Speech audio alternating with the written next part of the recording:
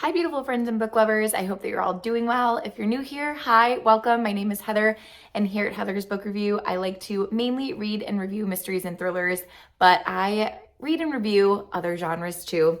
But today, I'm going to be reviewing Murder Road by Simone St. James.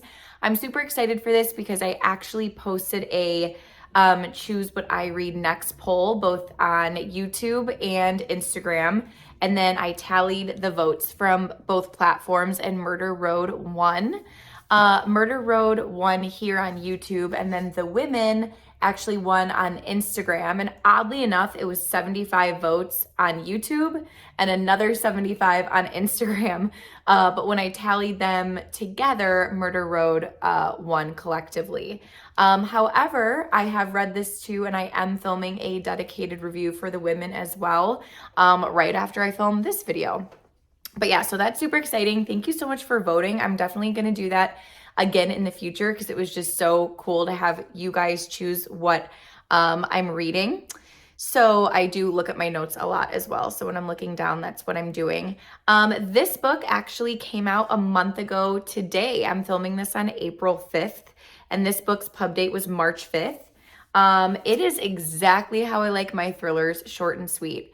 I love my thrillers to be under 350 pages, and this is 339 pages. On Goodreads, as of now, it has roughly 10K reviews with an average star rating of 3.84. So I'm going to go ahead and read the synopsis, and then I'm going to get into how I rated this book and tell you what I liked and what I didn't like. If you're new here, I also do a non-spoiler review followed by a book discussion for those of us who have read, and that timestamp will be in the description if you have read the book and you just want to get to the spoiler chat.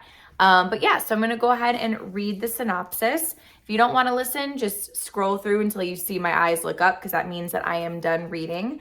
But it says, a young couple finds themselves haunted by a string of gruesome murders committed along an old deserted road in this terrifying new novel from the best-selling author of the Book of Cold Cases.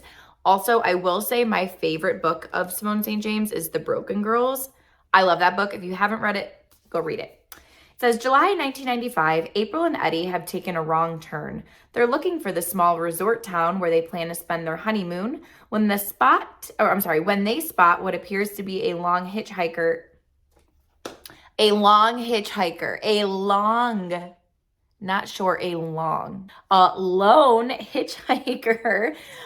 the deserted road. They stop to help. But not long after the woman gets into the car, they see the blood seeping from her jacket and a truck barreling down Atticus Line after them.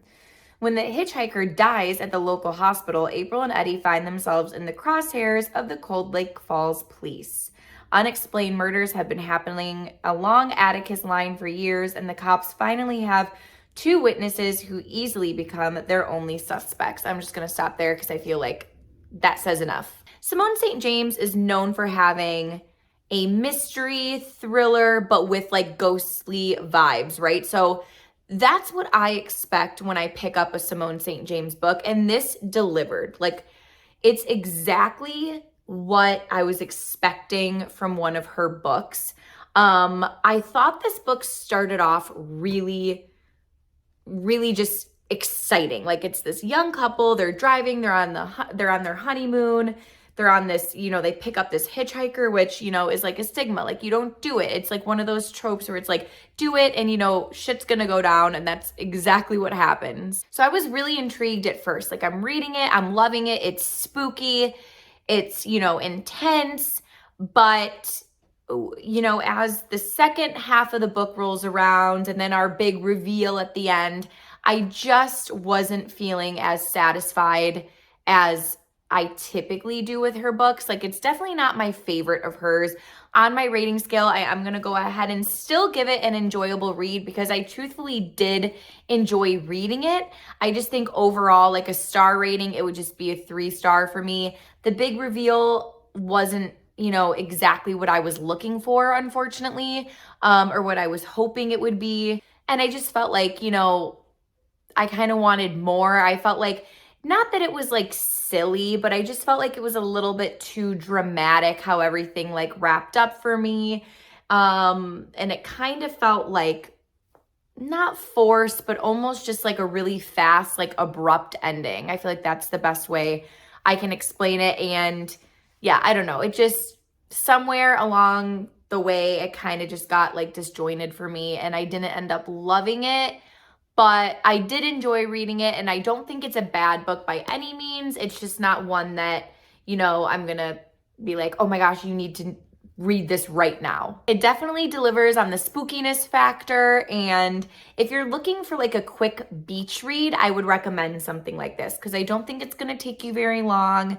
It is intriguing, and maybe other people, enjoyed the ending and the big reveal like more than I did. Just personally, it wasn't my cup of tea. But now I'm going to go ahead and get chatting with spoilers. So if you don't want to hear the spoilers, I would love if you would check out some of my other videos, or if you're new here, hit that subscribe button and the little post notification bell so you're notified every time I post a new bookish related video. But I am going to get chatting with all my thoughts and spoilers now. So the entire time I was reading this book, I was like dead set on the serial killer, right? Because we assume that's the route that it's going. These chains of murders over the years, all on Atticus Line or Lane or whatever it was. I'm thinking it has to be someone on the police force. Like, it has to be someone who's been here for a while, knows the town, know what's going on, knows the ins and outs.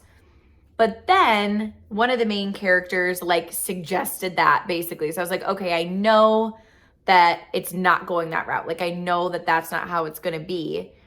But for it to be the ghost of like Eddie's mom or whatever possessing everyone or possessing random people to do like the murders for her, whatever, it just seemed like, if you know me and you've been around a minute and you've watched my videos, like, that that's not my cup of tea. But then on the same token, I'm like, okay, I know what I was expecting picking up one of her books, right? Like, I know that she does the whole ghost aspect, like stuff that's not real kind of thing, right? But I don't know. It's just like every time I read something like that, I'm like, no, like, I was wanting a serial killer. Like, I was wanting to try to figure out who the heck it is, like, given all these clues, So for me personally, that's just what I didn't like, it's not what I was expecting or hoping for. But also I have to just personally understand, like, that's, how she writes. She puts in the ghostly aspects of things.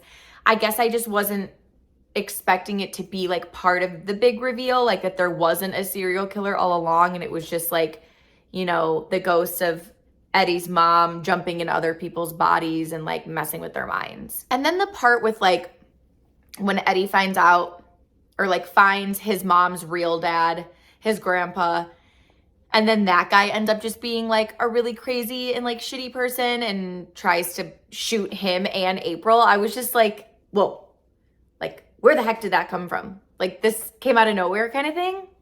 So, and that's what I meant in the non-spoiler part of like, it just kind of felt almost like kind of forced, like rushed a little bit. I'm like, so we're automatically just gonna like make this crappy character and like he's gonna try to kill Eddie and April with like, you know what I mean? Like, I don't know. On the one hand, it's like, okay, we're supposed to infer that he like basically killed Eddie's mom, killed his own daughter out of like a fit of rage or whatever.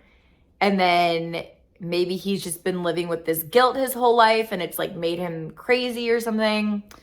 I don't know. I think all in all, I was hoping that there would have been like a real serial killer because I was trying to put the clues together.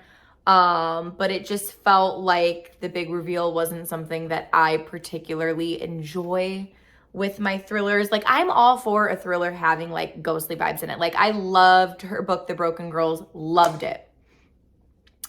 But yeah, I don't know, just not my usual type of thriller or mystery. Like, how it panned out isn't, something that I particularly enjoy with my books. But overall, it was a fun read. Like I said, I think it would make a great like beach read, super quick, definitely fun and engaging, just felt a little bit like silly and stuff for me. But yeah, so that wraps up all of my thoughts on Murder Road. Please leave in the comments what you thought about the book. And as always, thanks so much for watching, and I'll see you in my next video. Bye, you guys.